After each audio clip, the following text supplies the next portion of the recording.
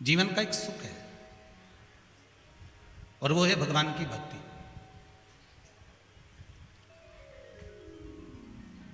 एक परिवार में अगर हिरण्यकशिपु जैसा राक्षस भी है तो उसी परिवार में प्रहलाद जैसा भक्त भी है। एक परिवार में लंकाधिपति रावण भी है तो उसी परिवार में विभीषण जैसा भक्त भी है। एक परिवार में कंस जैसा द्रोही राक्षस भी है, असुर भी है, तो देवकी जैसी बहन भी है। शिव महापुराण की कथा कहती है कि परिवार के भीतर ये जरूरी नहीं कि सभी धर्मात्मा निकल जाएंगे। परिवार के भीतर ये जरूरी नहीं कि सब पुण्यात्मा निकल जाएंगे। एक बड़े से बड़ा ज्योतिष आचार्य भी होता है ना, विद्वान। अगर कोई बहुत विद्वान भी है कि वो ज्योतिषी भी करता है, सब कुछ करता है, पूजन भी करे, पाठ भी करे, स्मरण भी करे, या भागवत भी बाँचे, या शिव पुराण भी बाँचे, या रामायण भी करे, या गीता भी करे, तो ये जरूरी नहीं है कि उसके बच्चे भी यही करें। ये परमात्मा के द्वारा दिया हुआ कुछ गिफ्ट होता है। ये भगवान के द्वारा दिया गया हुआ कोई सौगात होती है जो जीव को प्राप्त होती है। और जीव उस सौगात को जब प्राप्त कर लेता है, जीव जब उसको प्राप्त कर लेता है, तो उसको प्राप्त करने के बाद उसमें अहमता का भाव नहीं आना चाहिए। हम बीच बीच में कथा में कहते रहते हैं कि कथा करवाने वाला विसवणिया परिवार या सारस्वत परिवार नहीं है। ये तो भोलेनाथ कथा करवा रहे हैं, इनको निमित्त बनाया। कथा वाचने वाले भी पंडित प्रदीप मिश्रा नहीं, कथा वाचने वाला भी मेरा विश्वनाथ, मेरा शंभू है, और कथा सुनने वाले भी आप कुछ भी नहीं, शिव ही सुन रहे हैं, शंकर श्रवण कर। अपने को केवल एक निमित्त मानिए कि हम एक निमित्त हैं। राम जी को लंका जाने के लिए सेतु निमित्त था। परमात्मा को पाने के लिए शिव महापुराण एक निमित्त है।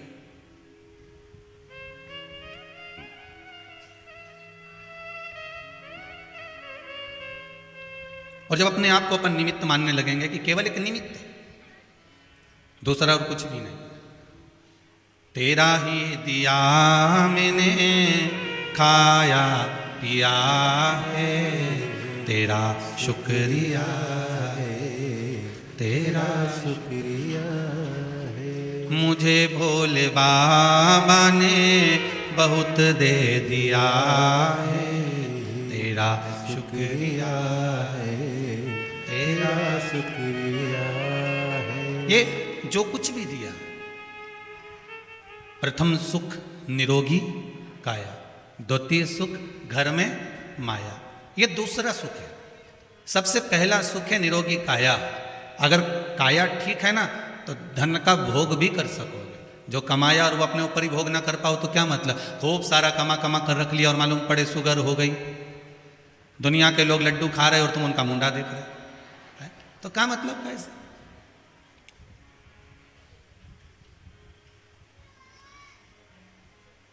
शरीर में सुख नहीं होगा तो धन का भोग कैसे करोगे?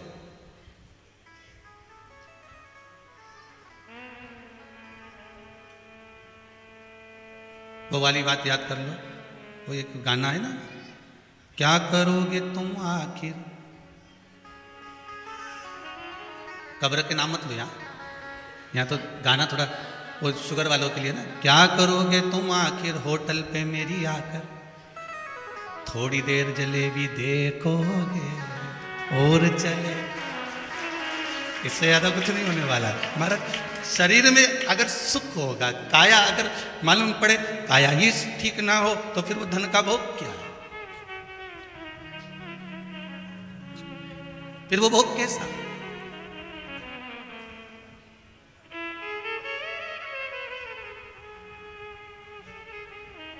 कैंसर के हॉस्पिटल में अटैची भर भर कर धन लेकर लोग खड़े रहते हैं। साहब पिता को बचा लो, बहन को बचा लो, भाई को बचा लो, कुटुंब को बचा लो, इसको बचा लो, उसको बचा लो। धन की मूलता नहीं रही सर। अभी कोरोना महामारी में आपने देखा होगा लोगों के पास धन बहुत था पर हॉस्पिटल में पलंग नहीं था। बोलो सही है कि गलत है? फ़ोन लगा लगा कर लोग बोल रहे थे कि साहब वो पलंग मिल जाए तो देख लीजिए, साहब व्यवस्था कर दीजिए, थोड़ा सा वो ऑक्सीजन का सिलेंडर मिल जाए तो देख लीजिए, थोड़ी सी व्यवस्था करवा दीजिए, थोड़ी व्यवस्था देख लीजिए। अब तुम एक काम करते, 500 की नोट की गड्डी को ऐसा फैला के उसको हवा करते रहते, ले ऑक्सीजन जाती।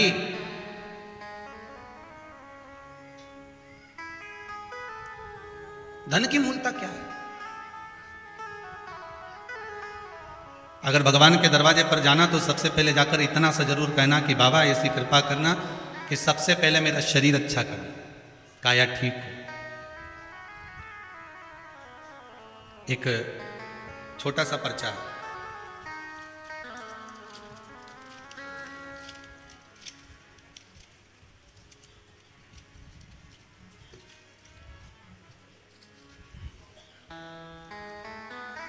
काशी से कोई आई हुई है, रेशम जी। कहाँ बैठी हैं? हाथ उठाइए। रेशम जी काशी से। कहाँ है? आप ही आई हैं? उन्होंने लिखा है,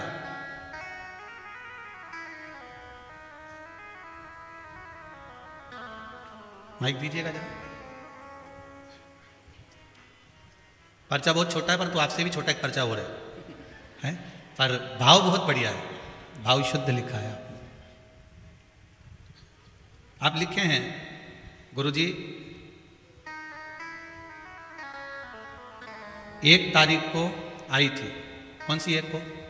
अगले को, एक इसी महीने में। ये इसी महीने की 1 तारीख को आई थी। क्या तब हो गया, क्या प्रॉब्लम थी? आपके चरणों में बारंबार प्रणाम। श्री शिवाय नमस्तुभ्यम। श्री शिवाय नमस्तुभ्यम। लड़की की तबीयत नहीं ठीक थी गुरुजी, तो 1 तारीख को आए थे। जाने का टिकट मेरा 4 का था, लेकिन मेरे भतीजा का इतना तबीयत खराब था कि अस्पताल में उसका जो है जवाब हो गया था जी। 2 मेरे पास केस थे जी, लेकिन दोनों अच्छे हो गए। अब वापस ठीक हो गए? हाँ गुरुदेव, आपका उपाय किया और आपका ही सुमिरन किया गुरुदेव। ऐसे ही मेरे बच्चों पर, परिवार पर कृपा बनाए रखें। बैठिए बैठिए दादी, बहुत अब तो ठीक हो गए ना, बस बाबा की कृपा हो गई। ये भाव आपका निर्मल। प्रथम सुख है निरोगी काया। अब 1 तारीख को आई थी, आज कौन सी तारीख है? 26। बाबा अच्छा कर दिया, यही बाबा की कृपा,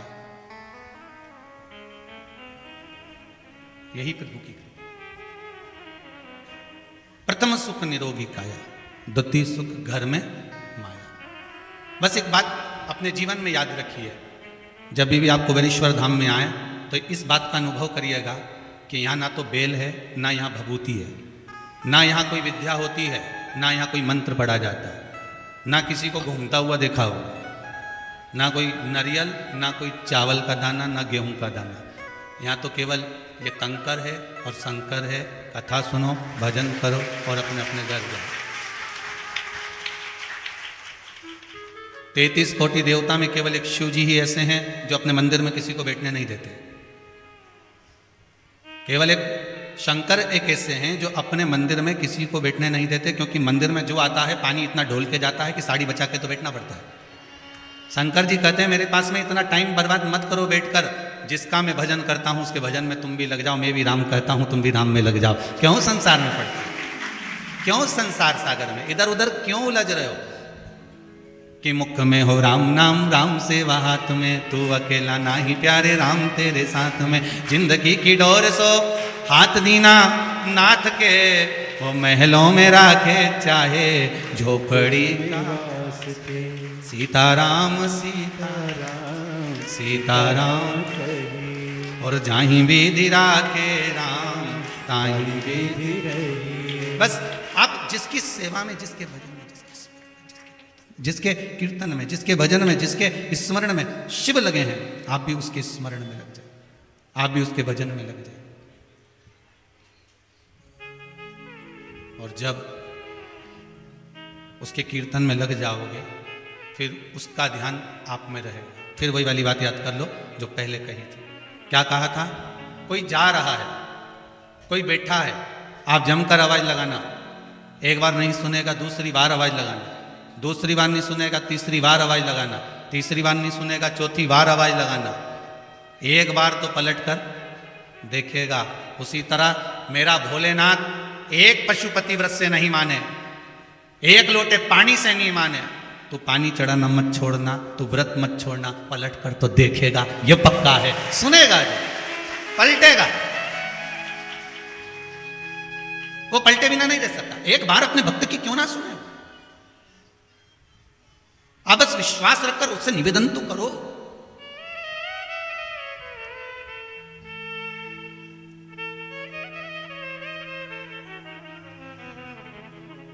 कई लोग कहते हैं छोरा छोरी कहे, छोरी छोरा कहे, हम इससे विवाह करेंगे, नहीं करेंगे तो मैं तो मर जाऊंगा, मैं तो कुआं में डूबी जाऊंगा, मैं छत से कूदी जाऊंगा। ऐसा कभी कोई भगवान के लिए नहीं किया कि मुझे अगर शंकर नहीं मिला तो पक्का है।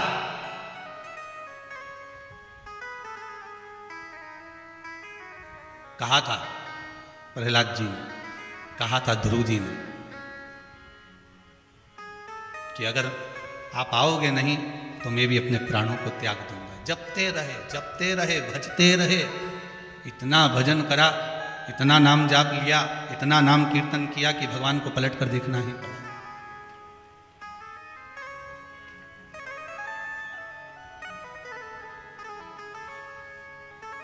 जपो ना, उसका स्मरण करो, कीर्तन करो, मंत्र जाप करो। आज एक कोई माता आई थी, बड़ी प्रसन्न थी, गुरुदेव आंखों से आंसू निकल रहे थे प्रसन्नता के। गुरुजी जिस कामना से मैंने पशुपति व्रत करा, जिस कामना से मैंने भगवान का निवेदन करा, भगवान ने मेरी सब सुन ली, यहां तक कि मुझे कैंसर तक हो गया था। कहीं बेटी होगी, उसका पर्चा है कि नहीं अभी तो पढ़े नहीं पूरे पर्चे, पर यहां तक कैंसर हो गया था, पर बाबा ने इतना साध लिया कि बाबा ने ठीक भी कर दिया। आंखों से अश्रु बह रहे थे उसके, बोलती जा रही, रो रही, प्रसन्नता के। गई होगी तो नहीं होगी, पर होगी तो हाथ उठाना जरा, कहीं बैठी हो तो मारा। प्रसन्नता के भाव थे उसके जीवन का एक आनंद ही दूसरा था कि महाराज कुछ मिल गया, भगवान की भक्ति का जो फल है वो मुझे प्राप्त। अब आप स्मरण करोगे, चित्तवृत्ति धारण करोगे, मन में अगर भगवान की भक्ति को धारण करोगे, भगवत स्मरण में लगे रहोगे, तो जीवन का कौन सा भाग हो, लाभ हो जो नाम मिलेगा। फिर कहेंगे अकाल मृत्यु वो मरे जो काम करे चंडाल का, काल उसका क्या बिगाड़े जो भक्त हो महाकाल का। जो शिव का उपासक होगा, शंकर का भजन करता होगा, शिव भक्ति में डूबा रहता होगा, उसके लिए क्या सोचना है सर।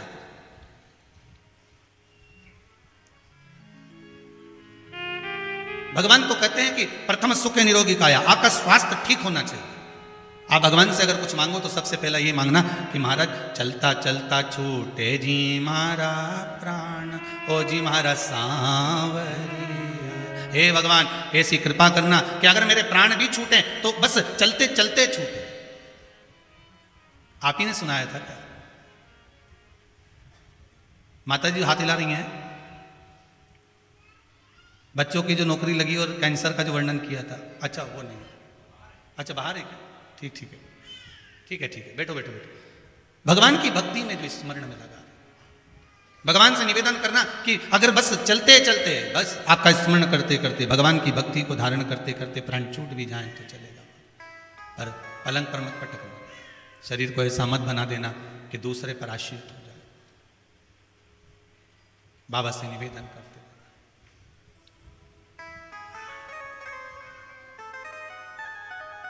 दुनिया का सबसे श्रेष्ठ मित्र अगर कुछ होता है तो वो दुख होता है। कौन है मित्र आपका? दुख। जो ये तकलीफ आती है ना मनुष्य को, ये कष्ट आता है, कुछ जीवन में अगर थोड़ा सा तकलीफ आती है, थोड़ा सा कष्ट आता है, थोड़ा दुख आता है, तो दुनिया का सबसे अच्छा अगर कोई मित्र है तो वो दुख है। इसमें ये परिचय हो जाता है कि कौन अपना और कौन पराया है। और इसी दुख में सबसे ज्यादा अगर कुछ मिलता है तो भगवान करीब में मिलता है, क्योंकि दुख आता है तो दुनिया के लोग भगवान की भक्ति में लग जाते हैं। फिर अगर दुनिया में मित्र दुख है तो उस दुख में सबसे ज्यादा साथी कौन है जो दुख का निवारण कर सकता है? तो कहा गौ और गुरु। कौन कौन? गौ और गुरु। जब जीवन में दुख सामने खड़ा दिख रहा हो, जब लग रहा हो कि यह दुख भारी है, तो गौ और गुरु इन दोनों की शरणागति ग्रहण करो। शरणागति से मतलब क्या है? क्या तुम गौशाला में जाकर रहना चालू कर दोगे? अरे बोलो तो नहीं। शरणागति का मतलब यह नहीं है कि तुम गुरु के दरवाजे पर जाकर रहो या गुरु की चौखट पर जाकर रहो या गुरु के घर में जाकर रहो। शरणागति का मतलब यह है कि अब हमें भटकना नहीं है। दुख की घड़ी में जब किसी ने साथ नहीं दिया, उस दुख रूपी मित्र ने सबकी साक्षी करा दी, तो अब हमको भटकना नहीं, बस गौ और गुरु का स्मरण करते हुए, जैसे गौ माता एक बार ग्रास को जब ग्रहण करती है तो ग्रहण करने के बाद उसको गोबर के रूप में निकाल देती है, उसी तरह संसार की व्याधियों को हमारे भीतर से हमें निकाल देगा।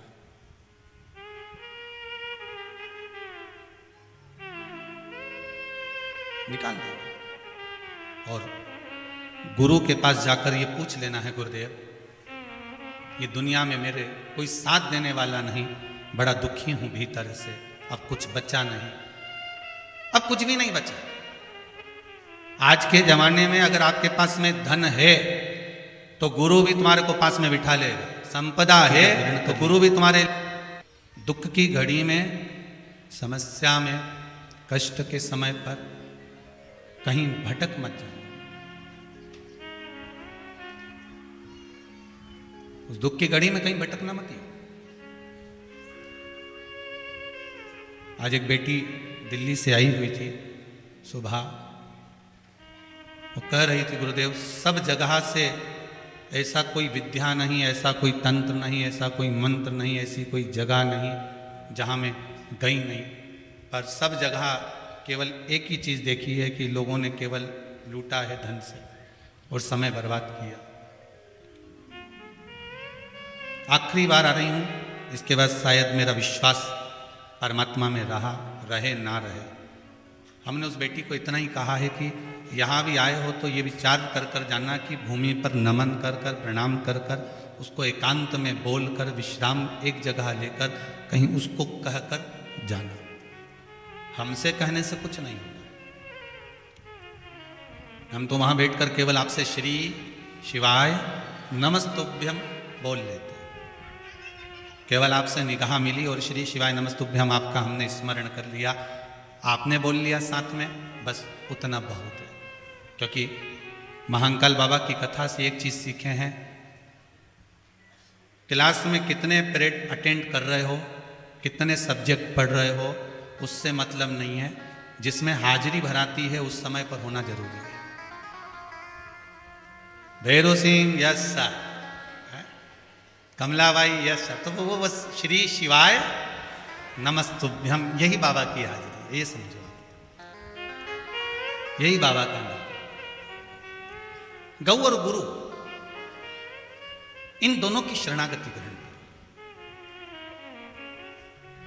गुरु मार्ग बताएगा, गुरु होता ही थोड़ा मार्ग। एक चेले ने गुरु जी से कहा, गुरुदेव मेरी बहन की शादी है, बहुत गरीब है हम लोग, हमारे पास में धन नहीं है गुरुदेव, बड़ी मुश्किल से शादी हो रही है। गुरु जी ने कहा ठीक है बेटा, कब जाना है? गुरु जी बस मैं कल निकल जाऊंगा। वो जाने लगा, गुरु जी को प्रणाम करने आया तो गुरु जी ने कहा दूसरे चेले से ला, अंदर अनार रखे ना, एक झोला में भर के ला दे इसको। उसको एक झोला में अनार दे दिए, ये ले जा तेरी बहन की शादी। अब उसने मन में सोचा 6 दिन तो जाने में लग जाएंगे, अनार जाते जाते सड़ जाएंगे। अब गुरु जी को तो सोचना चाहिए, इतना धन है गुरु जी के पास में, कोई कमी है? इतना बड़ा मठ मंदिर लेकर बैठे हैं गुरुदेव, थोड़ा बहुत धन अगर दे देते तो मेरी बहन की शादी में लग जाता। पर गुरु तो गुरु है, महाकंजूसड़ा धरा।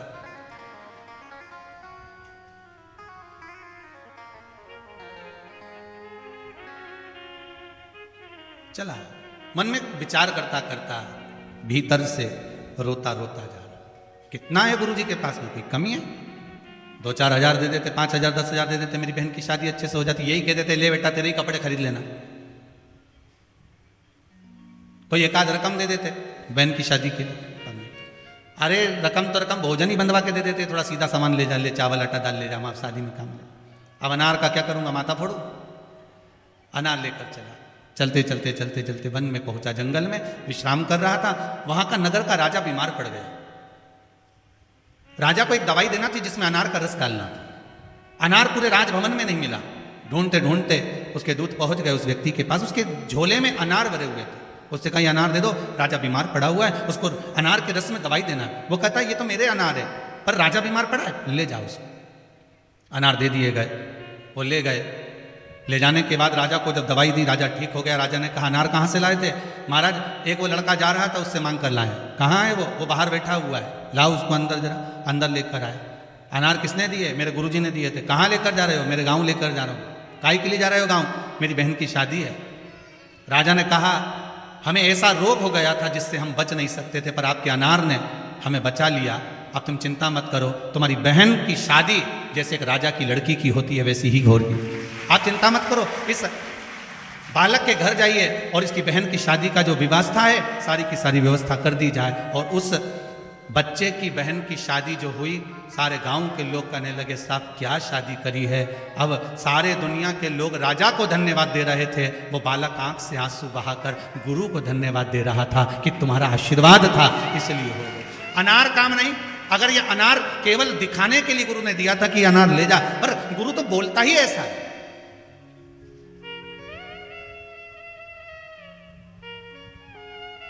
अब अनार की कितनी कीमत होगी?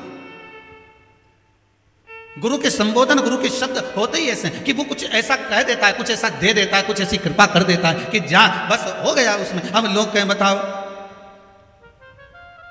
दरवाजे पे दिया लगाने से कौन सा फायदा? पशुपति व्रत में 5 दिए मंदिर में लगा, वहां तक तो ठीक है, पर छठा दिया दरवाजे पे लगा, ये कौन सी बात? और अपना ही प्रसाद अपने छोरा छोरी को नहीं दे, और छोरा छोरी हमारा मुंह देखे और हम अकेले खाएं। इतनी चतुर माता साथ में एक कटोरी अलग से प्रसाद और ले गई कि लाऊंगी तो छोरा छोरी को दे दूंगी, 3 हिस्से में तो हो गई नहीं। अब वो 4 बार आई कि गुरुजी मैंने कई बार पशुपति व्रत करे पर भगवान ने मेरी नहीं सुनी। तो हमने कहा व्रत कैसे करे, पूरा ईमानदारी से बता दे एक बार। कहे गुरुजी 3 हिस्से करे प्रसाद के, हाओ दिए लगाए 5, हाओ छठा दिया दरवाजे पर लगाया, ठीक है, बेलपत्री चढ़ाई, फूल चढ़ाए, सब कराए। हमने कहा और कुछ करा? कुछ भी नहीं करा। और तो पक्का? बिल्कुल पक्का। हमने कहा अब की बार अगर व्रत करे तो शाम को जो पूजन करने जाए ना, तो पूजन कर जब वापिस आए तो तेरी थाली का फोटो भेज देना, बस तेरी थाली का फोटो भेज दे। लड़की का फोटो देख के समझ में आ जाए कि छोरी कैसी है, थाली देखकर समझ में आ जाए कि पूजन कैसी हुई, अभी मालूम पड़ जाए। तो उसने थाली का फोटो भेजा, तो एक प्रसाद का हिस्सा अलग रखा था और एक प्रसाद उसकी कटोरी में रखा था स्टील की प्लेट में, और एक अलग रखा था दोने में। हमने फोन कर पूछा ये बताइए दोने में कौन सा प्रसाद रखा है? तो वो 3 हिस्से करे वो, और ये कटोरी में तो घर में छोरा छोरी रहे उनके सामने अकेली खाऊं तो अच्छा लगे, तो उनके लिए लिए बस। हमने कहा ठेले पर जाकर छोरा छोरी चाउमीन खाए तेरे लिए लाए? अरे बोल तो जरा। तो एक जगह सोमवार के अगर नी भी दिया तो कोई दिक्कत? इतना सा प्रसाद में ठीक है। उसने कहा गुरुजी गड़बड़ है क्या? पूरी गड़बड़, इसीलिए भगवान नहीं सुना होगा। हमने कहा हो सकता है, अब की बार बिना उसके कर दे। चालू है उसके सोमवार, अब 4था 5वां मालूम पड़ेगा वो तो है? यहाँ तो बाबा ने कृपा कर दी, सोमवार का भी इंतजार नहीं करा। एक माता ने लिख के भेजा करवा चौथ वाला उपाय करा था गुरुजी। बड़े आप लोग प्रश्न बड़े, पत्र बड़े सुंदर। किसने लिखा है? करवा चौथ का उपाय करा था और बेटे का जॉब लग गया। कहाँ है माँ? अब पत्र ढूंढूंगा, टाइम लगेगा, खड़ी हो जाओ जहाँ भी हो। आप ही हो? हाँ जरा दो, जरा माइक दो जरा।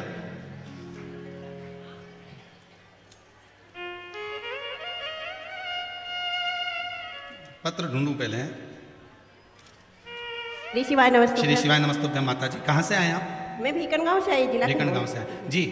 वो आपने शरद पूर्णिमा के दिन 7 चावल बोले थे कि इत्र में डुबो के और चंद्रमा के सामने प्रार्थना करना है, चंद्र भोलेश्वर नाम का लेके।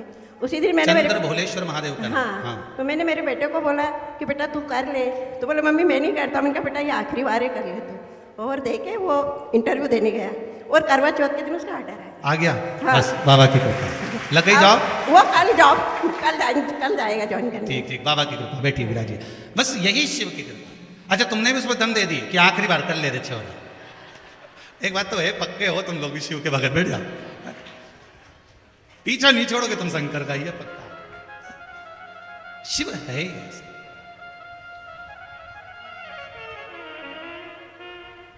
बोल चंद्रमौली भगवान की। भगवान शिव आपका विश्वास, बस आप भाव रखकर, विश्वास रखकर शिव की आराधना में डूबे हो तो भगवान देने में कमी ना रखे। एक गौ, दूसरा गुरु। गौ की शरणागति, गुरु की शरणागति, ये दोनों कर लीजिए। गौ और गुरु की शरणागति अगर आपने ग्रहण करी है तो शरणागति का मतलब फिर समझ लेना, शरणागति का मतलब ये नहीं है कि आप दिन रात गौशाला में रहो, शरणागति का मतलब ये नहीं है कि आप दिन रात गुरु के आश्रम में रहो। शरणागति का मतलब है कि आप गुरु के बतलाए हुए मार्ग पर गौ माता के उस चरणारविंद की रज का भाव आपके जीवन में रहे और भगवान आपके मार्ग को सुलभ करता रहे, सुलभ करे। कार्तिक महात्म की कथा में एक सुंदर चरित्र आता है। एक गजेंद्र असुर हुआ। ये असुर, ये राक्षस बड़ा विचित्र था। कभी मनुष्य का रूप ले लेता था, कभी हाथी का रूप ले लेता था। कार्तिक महात्म कहता है कभी मानव का रूप ले रहा है, कभी हाथी का रूप ले रहा है, गज का रूप ले रहा है। और हाथी और गज का रूप लेकर, हाथी का रूप लेकर, गज का रूप लेकर, मनुष्य का रूप लेकर ये छलता है लोगों को। पहले एक बात कही थी, आप लोगों के ध्यान में होगा। एक मुखी रुद्राक्ष और एक मुखी व्यक्ति बड़ी मुश्किल से मिलते हैं। क्या क्या? एक मुखी रुद्राक्ष और एक मुखी मनुष्य, मानव, व्यक्ति बड़ी मुश्किल से मिलते हैं। आप ढूंढ ढूंढ कर थक जाओगे। 2 मुखी मिल जाएगा, 5 मुखी मिल जाएगा, 7 मुखी मिल जाएगा, 10 मुखी मिल जाएगा, 14 मुखी मिल जाएगा, 18 मुखी मिल जाएगा, 21 मुखी मिल जाएगा, 23 मुखी मिल जाएगा, पर एक मुखी मिलना मुश्किल है। और जीवन में अगर एक मुखी रुद्राक्ष मिल जाए और एक मुखी व्यक्ति मिल जाए तो जीवन तो वैसे ही सार्थक होगा। अब हाथी भी 2 मुखी है, कभी मनुष्य बन रहा है, कभी हाथी बन रहा है। गजेंद्र असुर है वो।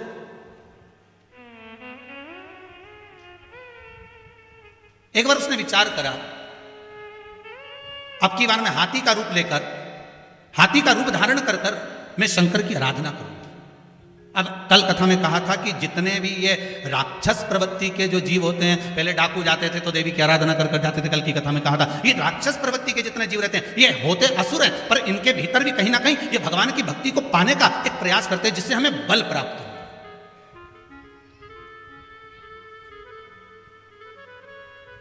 भगवान का जो भजन है, भगवान का जो स्मरण है, भगवान की जो कथा है, शिव महापुराण की जो कथा है, शंकर भगवान की जो पूजन है, अर्चना है, श्री शिवाय नमस्तुभ्यम या पंचाक्षर मंत्र नमः शिवाय या 12 अक्षर मंत्र ओम नमो भगवते वासुदेवाय, ये सारे जो मंत्र हैं, ये सारे जो भगवान की सेवा, अर्चना, पूजन, ये जितनी भी है ये हमको बल प्रदान करते हैं।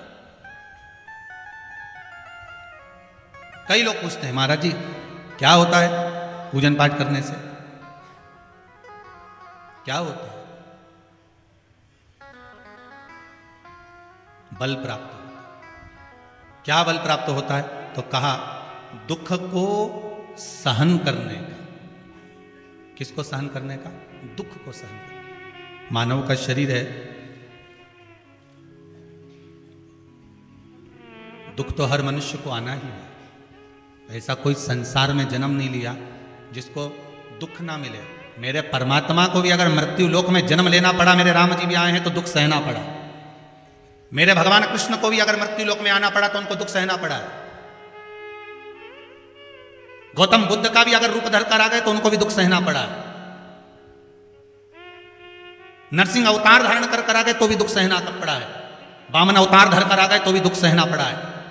मृत्यु लोक में अगर आए हैं, मृत्यु लोक में अगर जन्म लिया है तो दुख तो सहन करना ही पड़ेगा। तो हमें ये भगवान की जो भक्ति है, भगवान का जो भजन है, भगवान का जो स्मरण है, शिव महापुराण की जो कथा है, ये हमको बल प्रदान करती है कि अभी हम इतनी जल्दी हारेंगे नहीं।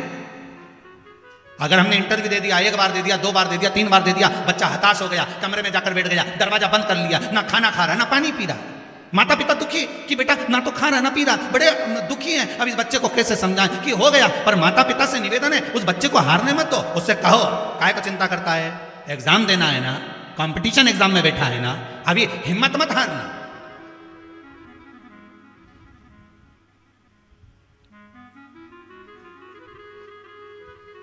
जरा सा भारत और पाकिस्तान का मैच हुआ अभी, और अगर हमारे भारत के खिलाड़ी हर बार जीतते रहे, एक बार अगर हारे हैं, तो उसमें परमात्मा का आशीर्वाद समझना कि भगवान ने ये कृपा कर कर हराया है कि तुम्हारे नजदीक में रहने वाले दोगले कितने पनप रहे हैं, उनको दिखाना। हार में भी विजय, उनका विल पावर कमजोर नहीं करना है हमको। अगर भारत की भूमि पर तुम्हारा जन्म हुआ है, भारत में अगर तुम पैदा हुए हो, इस भारत जननी है तुम्हारी, तो जरा सा वो मैच हारने पर तुम सोचो कि ये भारत का मैच हार गया। अरे भाई, ये भगवान ने प्रेरणा दी है, भगवान कुछ सिखाने के लिए थोड़ी देर के लिए नीचे बिठा देता है, उसके बाद होता है कभी कभी दूध में उफान, एक बार गैस डाउन करो तब नीचे जो आ जाता है, एक बार का फिर गैस तेज करा तो ऊपर से ही उछल जाता है। कोई साधारण है क्या? भारत के खिलाड़ी एक बार ऐसा उछलेंगे कि देखते रह जाओगे, देखते रह जाओ। क्या समझते हो? बस आप तो खेल में तुमने समझ लिया, सहजता नहीं।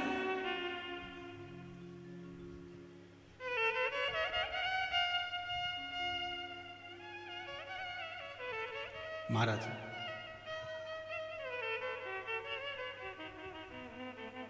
जुए में पांडव और कौरव में जम के बोलिए, हारे कौन थे? जम के बोल दो जरा। जुए में, चौसर खेलने में, कौरव और पांडवों के उस चौसर में, उस जुए में हारे कौन थे? पांडव।